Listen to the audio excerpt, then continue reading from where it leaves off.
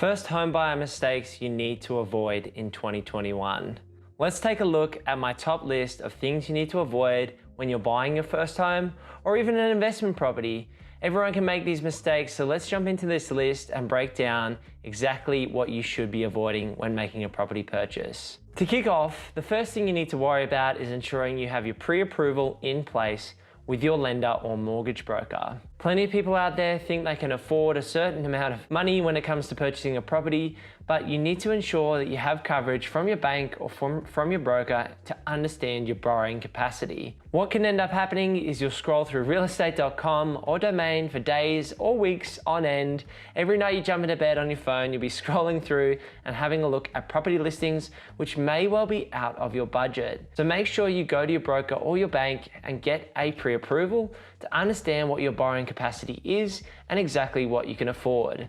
This is going to save you heaps of time in looking at properties that don't meet your price range and being realistic about what you can afford. The second biggest mistake people make is thinking they need a massive deposit to get into the property market. Lenders are really allowing people with smaller and smaller deposits to jump into the property market and make a purchase. Now, this is a big financial decision and you need to make sure you have buffers in place, but a strategy you can use is potentially have a 10% deposit and keep the remaining cash as a buffer. Of course, this is not financial advice, nor is this whole video, but you don't need the 20% deposit to get into the market as long as you understand the numbers. Now, you might be able to do a house hack where you rent out other bedrooms in the home once you've purchased it. So there's plenty of strategies and ways that you can make more money in the short term, but just understand that you don't have to have a 20% deposit to make your next property purchase. You can pay lender's mortgage insurance and have a lower rate, or if you're a first home buyer, then you might be able to get away with some of the government grants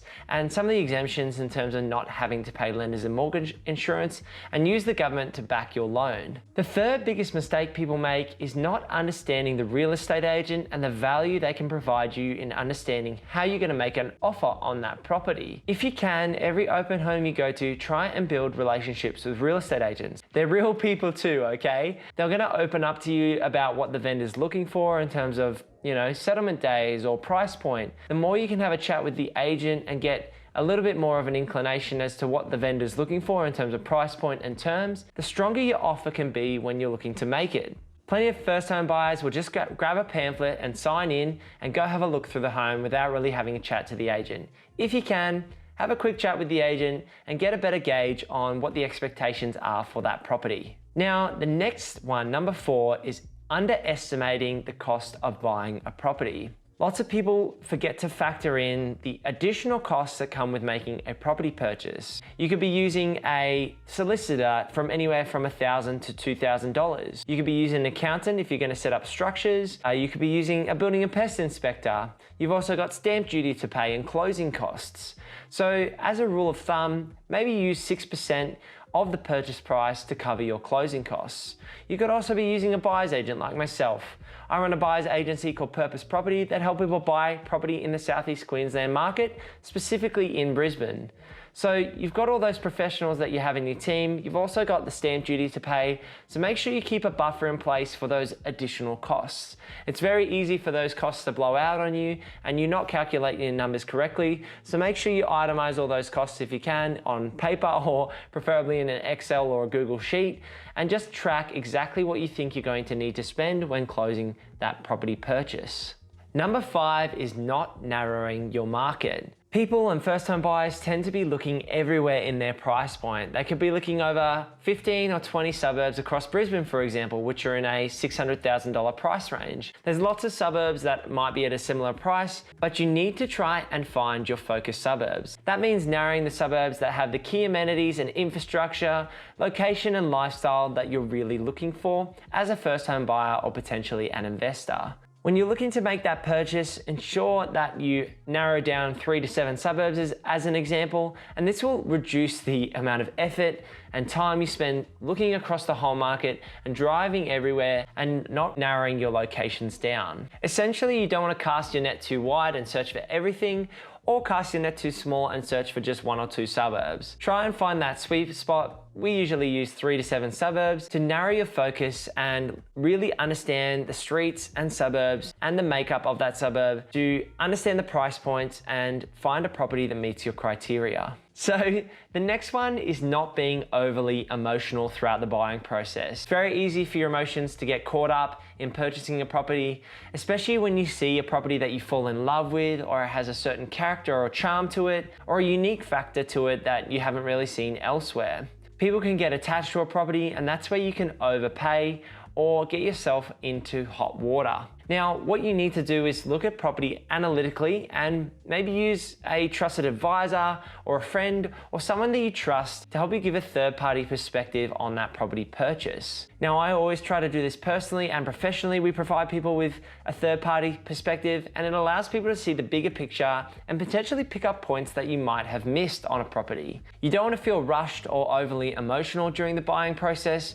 so take a step back, take a breather, look through the numbers, have a chat with a trusted person or advisor, and really understand if this property and offer will work for you. The next big mistake first home buyers make is not understanding the contract terms and conditions that come with different types of sales. Now, auctions are completely different to private treaty deals, and you can have different terms and conditions, and there's ways to essentially get a small competitive advantage when you're making an offer on a property. Now, if you can get early access to a home, for example, you can put that in your contract to allow you to take photos, for example, or do some minor renovations if you put that in your contract. You also need to make sure you have your building and pest and your finance clauses if you need those, but in some hot property markets, you're not able to do this, and especially at auctions, you can't usually have these terms in place. So sometimes first home buyers are unaware that these are the case for auctions as an example. In those scenarios, you need to do a building and pest inspection prior to the auction and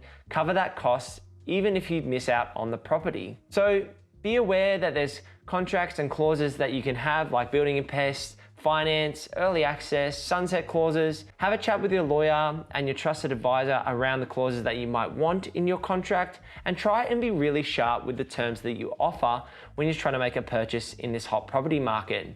If you come in with long settlement times like 60 days and 21 days for finance and 21 days for building and pest, you're not going to be very competitive against other offers. Unless, of course, the vendor is looking for a longer settlement. And that's where it goes back to having the chat with the agent and understanding the motivations of the seller. So it all kind of links together, but make sure you understand the clauses in your contracts. Okay, I think this is number 7, but who's keeping count? The next one is being a cheapskate when it comes to trying to add value to a property or just in your offer scenario. So when you're trying to make an offer in a hot property market, or in most markets in general, lowballs will generally not be accepted. You might be able to throw 100 offers out there which are all lowballs and one may stick, but it might not be the ideal property that you end up getting an offer on. Be willing to pay fair market value for a property, because you might understand the growth drivers and the factors that make you want to purchase that property, and you want to create a win-win scenario for both you and the vendor. You want to be happy with the purchase price that you've paid, and you want them to be happy with how much you've paid for the property. Don't be a cheapskate in making your offers, and be reasonable in your expectations. If you throw lowballs out there, you might be laughed away from some property purchases. The agent won't take you seriously. This also applies to doing renovations. Make sure you pay your tradies and your contractors well. If you pay a cheap tradie versus paying a higher quality tradie, you really get what you pay for. So make sure you don't cheapskate on the renovations that you're trying to do, and pay your tradies a fair living wage and a fair market value for their services, and you'll get great outcomes in return. Of course, you've got to budget all this and factor all of these price points into your numbers, but don't cheapskate when you're making offers, and don't cheapskate when you're doing renovations and managing trades. Okay, we're almost at the end. I've got 2 more for you, so let's just jump straight into them. The next one is making you have insurance from day one when you sign the contract. Now, up here in Queensland, as soon as you sign a contract, you want to get your property insurance in place within 24 to 48 hours, as soon as you can. Because essentially, once you sign the contract and once it's countersigned, you need to ensure you have your building insurance in place so that you're covered if the property was to have any issues like a fire or flood. Plenty of first home buyers miss this, and I'm sure plenty of property investors out there miss this too. Now, the last one is a very important one when it comes to mistakes that first home buyers make and investors as well, and that's not keeping up to date with the market. People might be looking at sales from 3, 6, or 12 months ago, and they might not be comparable to where the market is at today. The market can move very quickly in terms of supply and demand, so you need to have a look at recent comparable sales to get a gauge and an understanding of what the property you're looking at is worth. But it's also important to understand what else is out there on the market and how hot is the market at the moment. If, for example, you're looking at properties from 6 months ago, it might not be really good in terms of comparable sales and might not be a good base in terms of making your offer on the next property that you're looking to purchase. So you really need to keep your finger on the pulse in terms of keeping up to date with the market and understanding the factors and supply and demand that's going on the ground, because it can change very quickly in a hot market. Now, I'm a buyer's agent at Purpose Property, and if you're wondering exactly what a buyer's agent does, click this video over here. I'll see you in the next one. Peace.